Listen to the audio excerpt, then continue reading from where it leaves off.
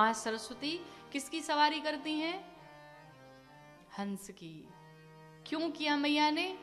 हंस का एक स्वभाव है कि वो दूध और पानी को अलग कर देता है। दूध पी जाता और पानी अलग कर देता। अर्थात मैया सरस्वती हमें ये सिखाना चाह रही है, हमें ये कहना चाह रही है कि जो अच्छी चीजें हैं उसको ग्रहण करो, अपने जीवन से बुराइयों को निकाल दो।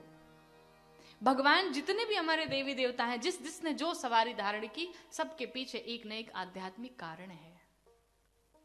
अब मंद बुद्धियों के हिसाब से देखें तो वही कहेंगे कि गणेश जी इतने मोटे हैं, बताओ इस चूहे पर बैठ गए। अरे जो गणपति भगवान बुद्धि के देवता हैं, जो इतने विशाल काय हैं, जो इतनी शक्ति रखते हैं, क्या वो अपने चूहे को शक्ति नहीं प्रदान कर देंगे जो उनका भार सहन कर सके? पर ये बताए कौन? कुतर्कियों को। तो गणपति भगवान और मां सरस्वती की वंदना की। बुद्धि अगर हो और बोलने की कला नहीं है, आपको प्रेजेंटेशन आपका सही नहीं है, फिर फंस जाएंगे।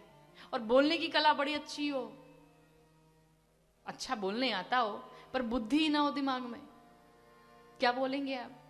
हम बार बार कथाओं में एक प्रसंग कहते हैं कि एक मैया थी, तो वो उन्हें हिंदी नहीं आती थी, बंगाली थी चूंकि, तो उन्हें हिंदी नहीं आती थी। तो उन्होंने क्या किया, गुरुजी के पास जाती थी हिंदी सीखने। तो गुरुजी ने बैठे बैठे बातों ही बातों में एक शब्द बोल दिया, शर्म। मैया ने पूछा, गुरुदेव इसका प्रयोग कहाँ किया जाता है? तो गुरुदेव भगवान ने कहा, देखो नॉर्मल एग्जाम्पल दिया, कहा जैसे घर पे कोई गेस्ट आए, कोई अतिथि आए और भोजन करने जब बैठे, तो भोजन करते समय हम लोग व्यवहारिक रूप में कहते हैं, खाइए खाइए शर्माइए मत, कहते हैं, सभी भाव से कहते हैं। तो मैया ने याद कर लिया, मुझे यही कहना है, यही कहना है।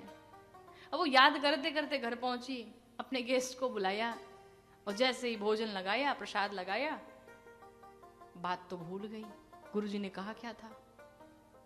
पर याद भी आया तो उल्टा याद आया।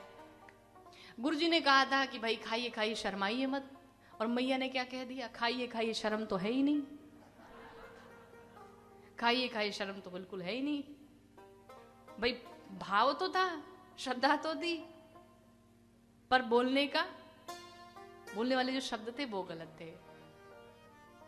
इसीलिए गोस्वामी जी पहले ही कहते हैं, मैया मुझे बोलने की कला के साथ साथ हे गणपति भगवान मुझे बुद्धि भी दीजिए।